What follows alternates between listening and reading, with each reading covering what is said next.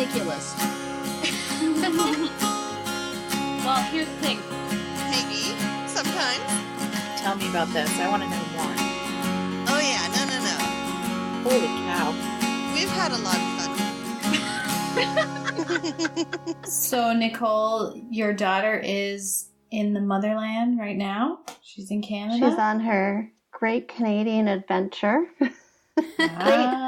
Great Canadian West Coast Adventure, Ah, I should clarify. Yeah. She flew up on Saturday and left from Palm Springs. And it was funny because we're just so wired in these days and so used to having certain standards of living, such as access to Wi-Fi. Mm-hmm. And after she left on Saturday, when the plane took off, it had been about an hour, and I'm like, Peter, to my husband, I'm like, she's not on text. I can't text her. She doesn't have Wi-Fi. Oh my gosh. You can't use your tracer if she's not on Wi-Fi. I know. I'm like, what are we going to do? She doesn't have Wi-Fi. and I guess I must have really perseverated on this issue because, by the end of the afternoon, he was like, yeah, I've heard this before. She doesn't have Wi-Fi. I was so Chill stressed. out, Mom. I was so stressed that she didn't have Wi-Fi on her flight. I would have been the same. I gotcha. So, and in the meantime, I'm thinking, okay, when I was 16, my parents put me on a plane in Northern Ontario, and I flew all the way to Sydney, Australia. And they had no communication with me for like 48 hours. How did they live? Yeah, right. And here I was stressing about a 2-hour flight that my daughter would not have Wi-Fi on. Yeah. But you get used to what you're used to, you know? That's right. You get used to the world you're in. I'm used to just being able to message her and see what's up. But right. Anyway, and trace her whereabouts through the... Yeah. And then I get this message from my friend who's meeting her on the other end. Yeah. And she says, Kristen's airplane has been delayed by 50 minutes. Oh, no. I'm like, what? Where is she? So you wish that friend did not have Wi-Fi to tell you that, right? Exactly. So, of course, I was stressed about that. But I was tracking her on Flight View, on my Flight View app. Okay. I was tracking the plane, but the plane said that it had landed in Vancouver. Uh-oh. But my friend is telling me that it's delayed 50 minutes, and I'm thinking, what is this, lost? Like, come on, this can't be true. And then you think of all the movies you've seen in which some mysterious thing happens. You know, and of course, as this is playing out, my husband decides that we're going to watch a movie. And the movie he chooses is A Mountain Between Us. And for those of you who have not seen it, it's about a plane crash, okay? Nice. Did he do that on purpose? Yeah. Or did he just really not think? Classy. He's a dude. He didn't think. Did you dip into his whiskey supply at that point? Yeah, at that point, I was on the couch with a towel over my head and a whiskey glass in my hand. You know now that you always have provisions should you need some yes, exactly. to anesthetize yourself Goodness. in some parenting don't emergency. Want to feel anything. So she did eventually, and of course, safely land. And she got through customs on her own without being drilled needlessly and intensely.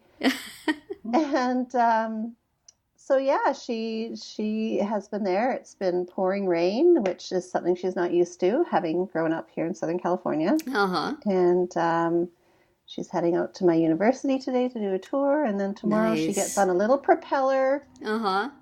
Plane that she has to walk out on the tarmac to. Oh wow, I remember. Yeah, and I remember like a those. little, one seat on either side of the plane. Uh-huh. And she flies up to my in-laws, which is further north in Vancouver, and she's telling me it's -1 Fahrenheit. I don't know what that is in Celsius, but you mean -1 Celsius? No, she said -1 Fahrenheit. Oh, Fahrenheit. Okay. Yeah. Which is what? I don't even know what that is in Celsius. Which is something that a California girl has no way to wrap her we brain don't around. We don't know what it is in Celsius. No. So she has no wherewithal. Like, she can't even comprehend it. So, she's concerned that she has to break out her big puffy winter jacket and...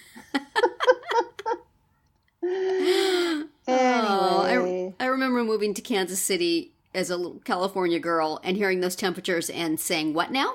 It's minus what? How can that be? What does that mean? Is that even possible? Do I have to wear a hat? It is, yeah. Do I need to put mitts on? So, anyway. Well, glad everything's going well and that you're surviving. Yes, I'm surviving. She has Wi-Fi now, so it's okay. Yeah. Yeah, all is good. She has Wi-Fi. She's been texting. I've been following her on Snapchat. I'm telling you, I am like wired in. Yes. This girl. Yes. These wonderful tools that moms have today to micromanage from afar. To parent. It's a wonderful time to be alive. Micromanaging. Let's just call it parenting. Parenting from afar. Yes, let's call it that. Well, So speaking of parenting, here we have a whole podcast on that very topic. Yes, we do have a podcast on that very topic. Welcome to Parenting Roundabout, a weekly podcast about the things that parents are talking about, obsessing about, and complaining about right now. I'm Catherine Haleko, and with me today are Nicole Eridix. Hello. And Terri Morrow. Hello, and what you may be hearing in the background of my track for this podcast is the sounds of a minor winter storm in New Jersey, which is slush and people honking. So enjoy. If you are someplace warm, feel that you have a little bit of winter in your ears. Right. Well, today on the podcast, we're going to talk about Valentine's Day dates on our speed round. We will shout out some stuff we like on the Roundabout Roundup and do some shameless self-promotion. But before we get to the shameless part, we're going to contribute some shame to the world. So this is so funny because I was going to say, recently we talked about dogshaming.com, which, as you know, I had submitted a photo of Missy to dogshaming.com. Go check it out. She's there. She made it. She's a few dogs down, but scroll down and you'll see her. So that's kind of funny. So anyway, on the topic of shaming, as I gloat in shaming my poor dog, we kind of went off topic there and it started to get us thinking about others who have earned some shaming because since we as parents and dogs get shamed a lot, Yes. we thought we would like to turn the tables and shame some other people out there who could possibly use it. We may not put them on a website, but we will publicly shame them on a podcast. Because we're all about the positive and the upbeat here. Yeah, and we want to be fair. Let's be fair. It's a fairness issue, really. That's right. Mm-hmm. People feel very free to shame parents. Share the load. It seems like we should have equal time, doesn't it? Yes. Yes. So who are some people in your world? And we don't have to mention names, but maybe like roles. Their roles in your life. Well, I hate to say this, Nicole, and no personal offense because you have never taught any of my children, but there's some teacher shaming I'd like to do from time to time. There have been things that have come home from school that I'd like to have put up on a website with a picture of the teacher and said, why would you ever say, write this thing? Shame.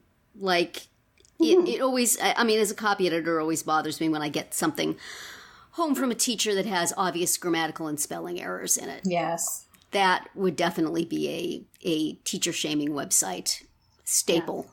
Read it over, show it to a colleague, especially if you know that the child's mother works with words. Give it a little polish. Put it through Word. And just there have been certainly in the course of having 2 kids with special needs go through the school system, there's been things said to me by child study team members and teachers that I would have liked to held up for public. What were they thinking? I don't know that everybody would have appreciated it, but my fellow parents of kids with special needs would have. And a special display for the teacher who not only put the word mongoloid on a spelling list, but argued with me when I complained about it. She said her grandmother used that word and meant well, so therefore it was okay. Oh my goodness. Yeah, and I could not put it on a website because I had to work with this person for the rest of the school year, but oh my goodness, would I put it up now? Actually, I did send an email about it to a parenting website, and there was a lively conversation in the comments. But it's just, it was the lesson was on a book that was somewhat out of date in its language. And that's fine. I had no problem with the book. But why do you put that on a spelling list? No. In a class of, it was a class of kids with disabilities. Wow. Is that even a word anymore? It ought not to be, but she was, I thought that she would apologize, and instead she fought with me and said she wasn't going to change it. So, shame. Yes. Well deserved. Wow. Yes. Wow. How about you, Catherine? What shaming would you do? I have more, but we'll get back to that. I would like to go for that old standby, other drivers. Just yesterday, I was in a parking lot. I was waiting a parking lot like Rendezvous, where I bring one child and meet with another parent, and we have a carpool exchange. And so I'm not getting out of my car, but I certainly park in a proper parking space while I'm waiting. And in front of me, I can see a person who has literally parked in 4 parking places at once. 4. Oh my God. Right over the crossbar where all 4 parking places meet, that is where the car is. Like, I get it that, sometimes when the parking lots are snowy, it's really hard to see the lines. You could see them because I could see how all 4 lines were meeting underneath his vehicle. So, my. Don't do that. Come on, guys. Yeah, you could take a picture of that and put it up on a driver shaming website. That'd be cool. Yeah. There must be a driver shaming website. Yeah. I would think there is. There has to be. And we have so many roundabouts in our town and nearby. And people just, they cut you off in the roundabout. They don't understand that, if you're already in the roundabout, you have the right of way. Yeah. And you should not be pulling out from the side. Right. They change lanes inside. When there's a 2-lane one, they change lanes. Yeah. Good stuff like that. Problem with the roundabout, though, is if you observe the law and just let the people who are already in the roundabout have the right of way, you could sit there for an hour and a half sometimes if it's crowded. So you have to know the difference between cutting somebody off and grabbing your opportunity. I don't know. I hate those things. Yeah. Well, yes, you have to be able to grab your opportunity, but you can't do it by cutting somebody else off. That's not a good idea. So. I just usually hold my breath and just plunge in there. And I feel like screaming. It's definitely heightened for me right now because I'm teaching my 15-year-old to drive. Yeah. So I'm constantly pointing out things that people are doing wrong. You see that? Don't do that. You can't do that. That's wrong. Don't do that. Yeah, my daughter's at the phase of driving now where she will come home and just complain about other drivers. So she's one of us now, And of course, I would never do anything. No, certainly not. Get me on one of those websites. Yeah. No, none of us would. But certainly there's family members that could be shamed fairly freely, although it would be difficult to do so anonymously, wouldn't it? Yeah, that would be pretty hard. Although I have certainly done it on an informal basis. I mean, I'm sure, I don't know if I've told the story here, but I've told it many, many times of the time my mother-in-law looked at my new Easter dress and said, "That's a very flattering style on women with big hips." I would write that on a sign and take a picture of her and put it on a shaming website right now. Good. Wow. Thank you. That's shady. And, with kids also, comments about one's parenting that I would be happy to shame people for making. Mm-hmm. I would like a church shaming, for the people who give you the stink eye when your kid is noisy, or, or alternately, the people who sit in church and talk and think that that's okay. Mm-hmm. So I wish to shame people who think my children are noisy, and I wish to shame people who are being noisy. So children get to be noisy. People with, particular disabilities that make sitting still and being quiet, they get a pass. 2 ushers sitting behind me having a chat. No, they do not get a pass. No pass for you. No pass for you. You go on the church people shaming. On their cell phones in public do not get a pass. Wait, on their cell phones in public, in general, or in church? In anywhere, in general. In general?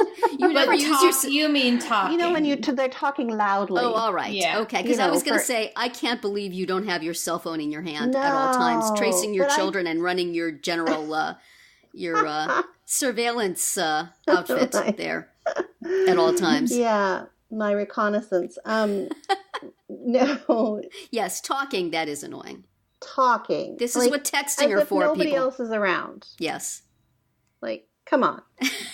I don't want to hear a conversation. Yeah. Go home. Shame. But that is not the focus of my shaming today, though. Because what is the focus of your shaming? Much like Terri, I want to shame the professionals in my life. Certain professionals. Oh, yes.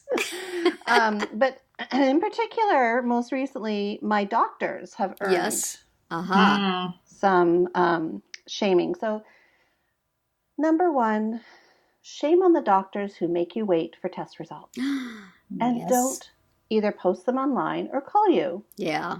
They just make you wait it out. It's not fair. I understand that you're busy, but I'm sorry.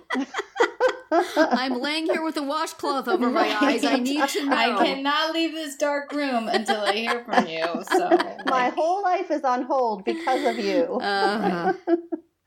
And the second thing about my doctors recently that they need to be shamed for is, what makes you think that I want to have a quote-unquote private visit with you? Because that's what doctor's visits are, right? Yeah. You're in a room with a shut door and you share private information. Yeah. With you and 4 of your interns that are learning how to be doctors. Oh, yeah. Literally, I went in to see my doctor last week, and he opens the door, and all these people start streaming in. And I had no warning. And I mean, it's a good they thing should I at didn't least want ask. to address anything personal. Yeah, nobody asked if that was going to be okay. He just assumed that it was going to be okay. And they all plunk down and sit there with their scribbly notes. They're on their pads. Oh, my gosh. Their notepads, right? And the doctor says, "So, do you have any concerns today?" And I'm thinking, not anymore. Yeah, my concern is, who are these people, and do they have to be in here? Why are they here? And why didn't you tell me ahead of time? What makes you think I want to share my personal information with these strangers? Oh, wow. So, I don't know. You know, just think about it. Not everybody feels comfortable talking about their, physical issues. Yeah. With strangers. So I've never had that with my own doctor, but it used to happen that when we first brought the kids home, we went to a doctor that was like a teaching practice. And every time, every now and then we would go and actually see our doctor, who we liked very much. But a lot of times you would go and you would have some, I don't know what they are at that point, medical student, intern, some learning individual. I don't know what they are. And I would have to like explain everything about my kid's background and story and complicated medical history every time to every new person. And some of them had not yet been through the sensitivity training.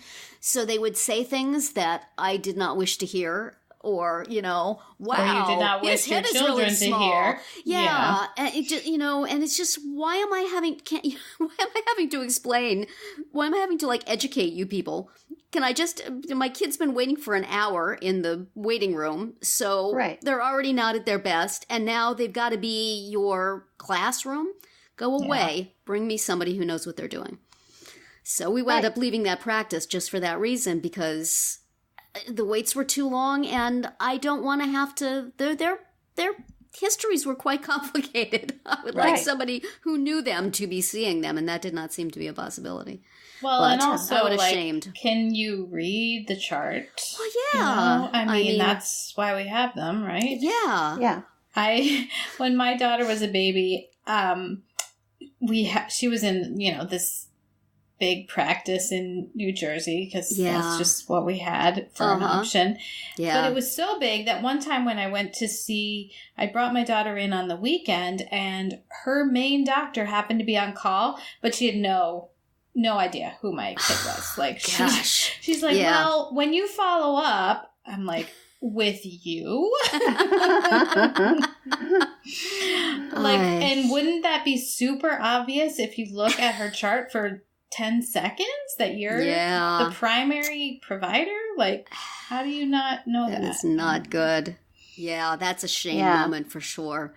And we wound up going to a smaller practice and I wrote them a letter saying, we're leaving you and this is why. And I wish you success, but not further growth because you're out of control. Yeah.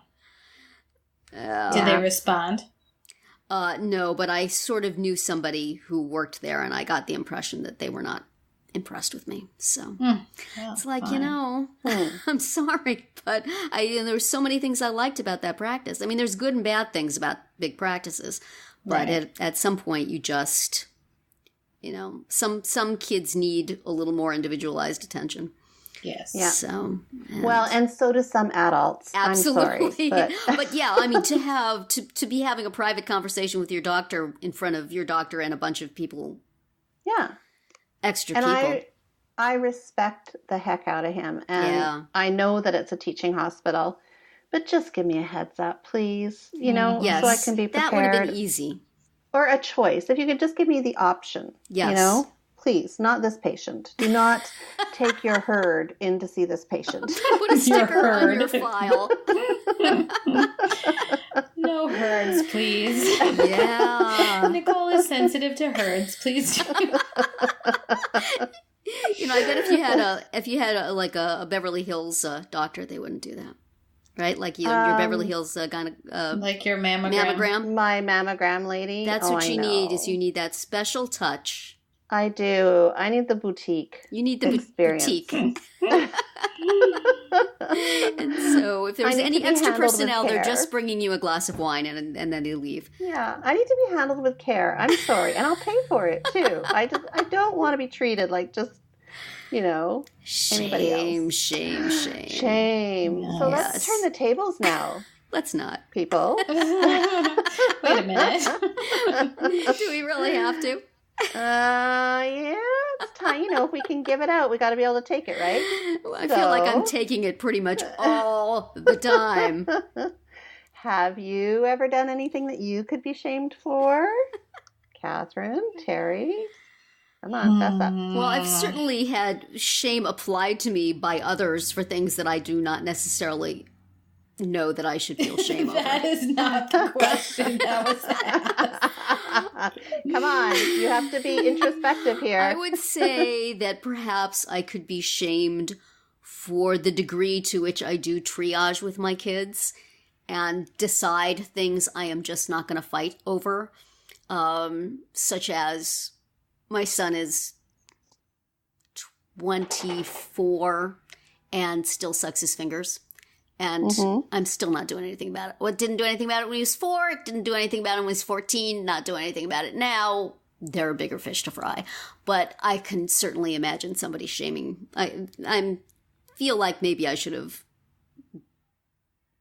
I don't know that I feel ashamed, but there are things that my kids do that probably somebody should have stopped at some point. Yes, I'm there. I'm there with you on that And one. I try really hard to feel bad about it, and I don't. Perhaps I See, am beyond shame. I do feel bad. Maybe there are things I feel bad about. But I don't necessarily do anything about it. See our last week's conversation. Yes. But, I mean, I'm a little ashamed that I don't spend more time doing stuff with my kids. I work so much, and sometimes I allow work to get me off the hook on things, which I probably should be doing. So that's a little shameful. Yeah, see, your dog agrees with me that that's a bad thing. There you go. Yes. One of those things being not walking the dog. And so I think Missy can tell through the phone lines that that's what I'm talking about. Yeah. I should remember that my dog is also not getting enough of me. Well, she's piping up in collusion with you because she knows that I don't walk her. Yes. So, and I also we're all ashamed of that. I could be shamed for not being, training, keeping up with the dog training and all that stuff. Yeah. But it's hard. I have reasons. I'm just saying. We're completely justified. And there's two of them. There's two of them. There's only one of me. That's the hard part. Yeah. It's hard to, kind of reflect on, okay, maybe I should have. Well, no, it's not that hard. It's pretty obvious. I don't know. Yeah, no. I'm ashamed of the amount of dust in my house. Somebody could take a photo of just like the inches of dust and shame me for that pretty good. Housekeeper shaming. Housekeeper shaming. Absolutely. Housekeeper shaming. I would be a staple of that. I am a horrible housekeeper. And every time I try to actually do something, I feel like I only make it worse.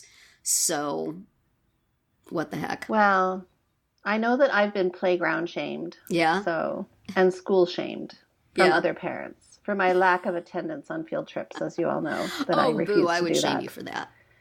Yeah, but I have my reasons. Yeah. Don't we all always? Yes. So, yeah, I could probably be shamed for that. And the fact that I don't go to their back to school nights. Should always go to back to school night. It's all the fun. Terry's going to provide all the shaming you need. I know, right? We shall shame each other. Probably we should be shamed for sharing so much information about our families on our podcast. Yeah, they did not sign a waiver or a disclaimer of any sort. If only they knew. And we are just exposing them. Yeah. Well, that's the price they pay for all of the parenting and caregiving we have That's given true. them. Did they not read the fine print on the contract, which says that we can talk about them whenever we want to?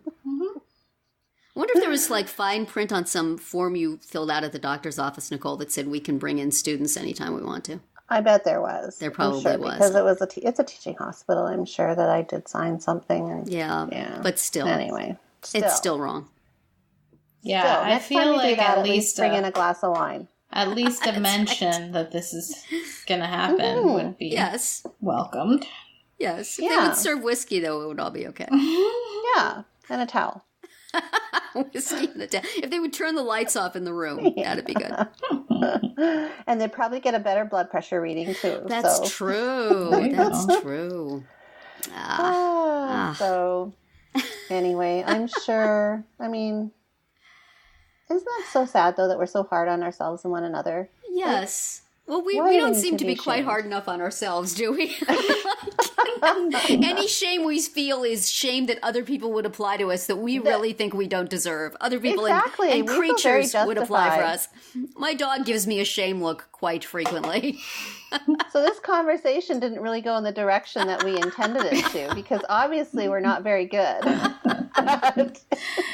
It's podcastershaming.com now. Yes, we're bad at shaming and we're not ashamed. Well, we're bad at shaming ourselves. We're excellent at shaming others, so. Well, moving on from shame to a slightly more positive topic. It will be Valentine's Day in 2 days when this drops. And we got to thinking about, in honor of Valentine's Day, if we were to go on a special date with each of our family members, what would that look like? Now, if it's past Valentine's Day, you can still listen to this because, of course, dates can happen any time of year. That's right. But what would you guys want if you had like a special day out with each of your family members? Catherine, what would you be doing with them? Well, my son seems to think that what we should do is fly to New York and see a Broadway show. Nice. At least one. Yes. Okay. And when I said to him that his sister would be very jealous because she has been saying a lot lately that she wants to go visit New York and go back to New York, he said, well, we could go to London then. They have Broadway shows there.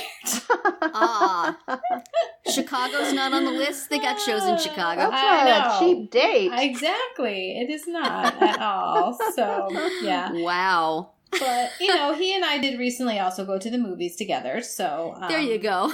That's a Scale down your expectations, son. That's a little more doable. So, yeah. Right. With him, he likes movies. He likes, he likes all that boy stuff like laser tag and the jumpy places where you go on the trampolines and stuff.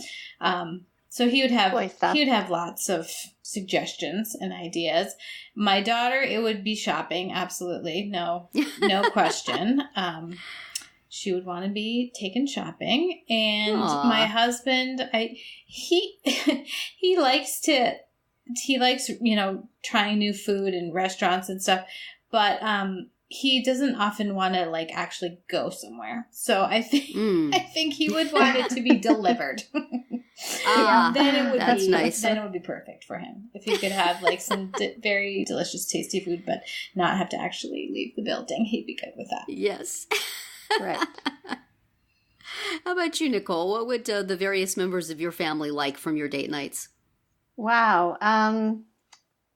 So Kristen would probably just want to either hang out on her bed looking at her laptop, maybe watching a movie or, I don't know, checking out social media. And, just with you in the room. And that's about as much togetherness as is required. Yeah. She's pretty low key with that stuff. She doesn't like to shop. She doesn't, she won't go to a movie with me anymore because, heaven forbid, she'd be seen at the movies with her mother. She's pretty, she would probably just want that. She'd probably want to watch Riverdale or something. Really. And then my son, well, he, on the other hand, he wouldn't mind getting on a plane and heading over to, see some grand rock concert, heavy metal band or something that, requires, days commitments. Yeah. It wouldn't be small. My son would squeeze every little cent out of me for this date. It would not be small and insignificant. And then my husband, probably much like my daughter, he'd probably want to sit at home on the couch, order in something to eat, and then pick a really bad movie on Netflix. Pick a movie designed to torture you psychologically. Because it's about plane crashes. Really good at that. Oh, man. That's inexcusable. Your kid is on a plane to watch a movie about a plane crash. No. Has he just met you? And guess what? It was actually filmed in British Columbia, which is where my daughter is. And it was filmed in, that is not right. Near Vancouver. It's not. Anyway, well, let me think about things. my family, what they would want from me. None of us are really go out sort of people, but probably my daughter would enjoy going out someplace for dinner and just talking and having me listen in a way that looks like I'm interested and not playing with my phone.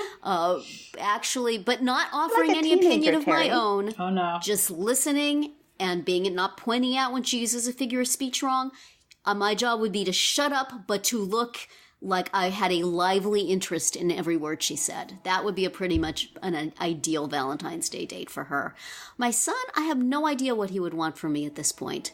There have been various times when I would have been able to make a guess. There was, he used to like just sitting behind the wheel of the car in the garage, and he could do that for hours and hours, and I would just sit there with him with a book or something. But now he doesn't. Anytime I suggest doing him something with me, he's like, that's okay, you got work to do, that's okay. Aww. Which, of course, makes me feel guilty. So maybe we could play a game of Uno. We used to play quite frequently, and then I got busy, and now when I offer to play with him, he says, no, that's okay. So perhaps I would force my way into an Uno game, and that would be our togetherness. He likes eating, too, so maybe going someplace where he could get a lot of food would be good. And my husband, you know what? I know pretty well what would be the ideal Valentine's date that my husband would say, but I don't think I can talk about it on a family podcast. Let me just say that the combination of 2 adult children living at home and too much work and frequently falling asleep on the couch takes its toll on certain aspects of a relationship. So we would probably want to find a way to give those aspects a little time. And then from there, I will just say, that's it for our speed round today. Get on out of here. You're going to leave us speed round every Wednesday through Friday. Never mind.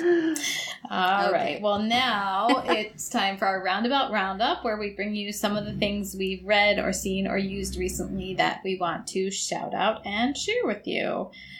So, Nicole, do you have something to mention today? Have I talked about Instacart before? I think you may have, but you could talk about it again. You are still happy with it? I'm really happy with Instacart. Okay. I am. And remind us what it is. It's a service that you go online for and place an order for your groceries. So it's not like restaurant delivery; it's actual grocery delivery. Wow. I've talked about Amazon. Maybe I have talked about Instacart. You know what? I think you did, but go ahead. So the idea is that, you know, this shopper, you have a personal shopper that goes to grocery stores in your community and gets your groceries delivered, gets your groceries for you, and then they deliver it to your doorstep. Yeah. It's amazing. And it comes within an hour. And a little known fact, if you go to where the charges are at the end of the, when you go through and you place your order and then you go to where like the total charges are. Yeah. If you click on service fee, which is usually like 10% of your order, you have the option of waiving the service fee. Oh. Huh. So which is like, could be like 10 or 12 bucks, right? So I waive the service fee and I give it as a tip to my Instacart delivery person. Aww. So. But your delivery person is not necessarily the person who pulls everything off of the shelves for you. Those are 2 separate jobs. Because I was trying to get my kids jobs doing that. But really? They haven't had any training sessions in our area, and I'm not going to send them into Manhattan for training. So, but I get the sense that this is the person that's actually shopping, because they're sending me text messages along the way. Like, I don't know. I guess they can do the both. Shelf. But I think they can also be separate. Oh. So hopefully you are not stiffing the person who pulls things off the shelves, because you'll start to get, I'm going to look into that. But it doesn't give me the option of tipping the person. Yeah. Well, I mean, it may be different in different places, but I know when you go there to work for them, there are 2 different things. You don't necessarily have to drive to be able to do part of the job. So. Yes. But that sounds like a nifty thing. It is very nifty. I love it. If I were the person who had to do shopping in my house, I would go for that. But I have personal shoppers at my disposal who are related to me. So for those of us that don't and are always stuck with going to the grocery store, I highly recommend Instacart.com. Nice. Nice. That is my recommendation. My shout out. Hey. How about you, Terry? What are you shouting out? I will shout out, and this may be a premature shout out, but I'm full of hope. I got a new printer, a little Epson XP440. It's a little guy. It fits next to my desk here. A lot of It got a lot of good reviews on Staples. Some people complained that it was hard to set up and get on their Wi-Fi, but boy, I got it. It went on just like that. All the computers in the house can find it. I can find it on my phone and print from my phone. I can scan to the cloud. So far, so good. I haven't actually had to print anything yet, but it printed out a few sample pages. It looks good. I'm very excited to have it. My former printer, which was an HP, all of a sudden had print head problems, and last week I think I called out Twitter as being a great way to get emergency customer service. And I did throw a little tantrum, and I did get some customer service, but boy, it was not. It was not enough. It did not help. Trying to get customer service from HP was an endless runaround, the kind where you go to the website and it says, use our chat. So you use our chat, and the chat person says, oh, you have to call this phone number. And you call the phone number, and the phone number says, no, you have to go to the website. And just to ask them, how do I give you money for this part that my printer needs? So I did this for a couple of days, and then I finally said, you know what? I can buy a new printer for half the cost of this print head, which may or may not work. So, hello, little Epson. I'm very happy with you. And I have to find something to do with the huge HP, but so far, so good. So if you're looking for a small, inexpensive, all-in-one-ish sort of printer that copies and scans and prints, though does not fax, Epson XP 440. Okay. So far, so good. Good to know. Very nice. Do not get HP. Unless you have a much better control over your blood pressure than I do. All right. Catherine? Printer shaming. Printer shaming. Brand shaming. Brand shaming. I am going to mention my son received as a gift this book called Lego Architect by Tom Alphin. And, Lego makes these architecture sets that are, for older kids and that are, expensive as usual, like everything Lego does. They're very cool. He has like the Leaning Tower of Pisa, and he has Big Ben and some other cool things. But this book tells you how to make things with the Legos you already have. And it shows you how to make all kinds of cool buildings and structures just using existing blocks. So you would have to have the patience to find those blocks in your collection. But it's a cool idea, I think. Nice. Sounds cool. That sounds like fun. Yeah.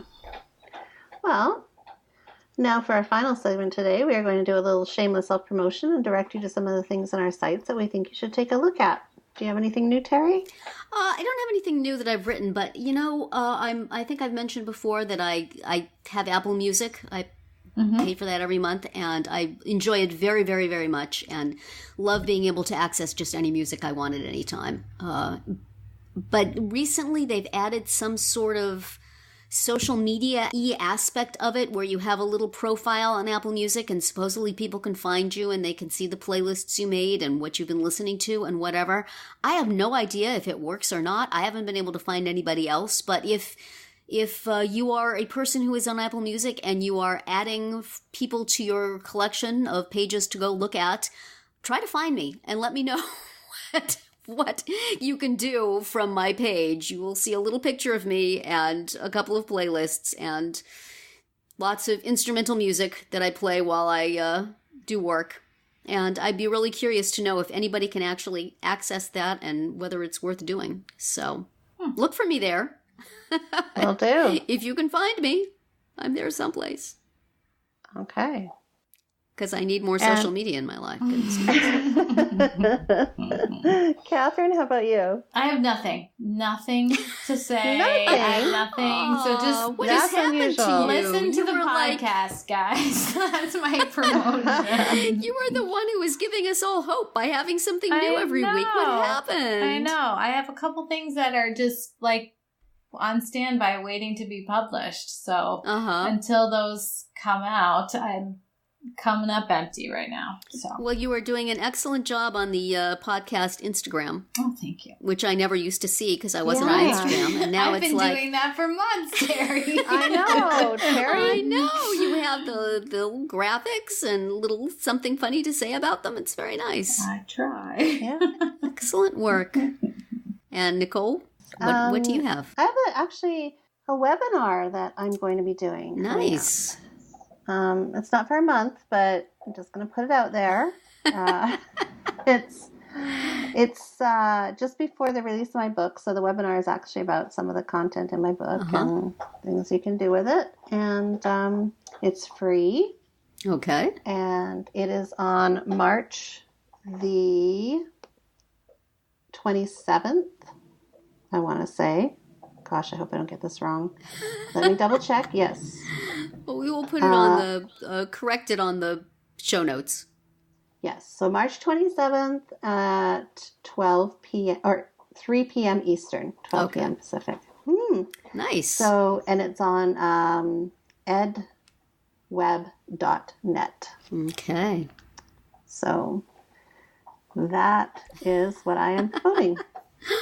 And that is it for this week's episode of Parenting Roundabout. We hope you enjoyed it and that you will join us every week. You can listen to podcast episodes on parentingroundabout.com or download them from Apple Podcasts. Please subscribe so that you get all of our podcasts and mini podcasts. You can also follow us on Twitter, where I am at Momitude, Nicole is at Nicole Eridix, and Catherine is at C. Haleko. You can also follow the podcast on Twitter at Roundabout Chat and look for us on Facebook, Pinterest, Tumblr, YouTube, and Instagram, too. Best of all, stop by our podcast page at parentingroundabout.com and read recaps, find links on all the stories we mentioned, and talk back in the comments.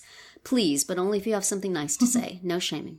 Thanks to John Moran at johnjmoran.com for providing our in and out music, and I wish everybody a great week.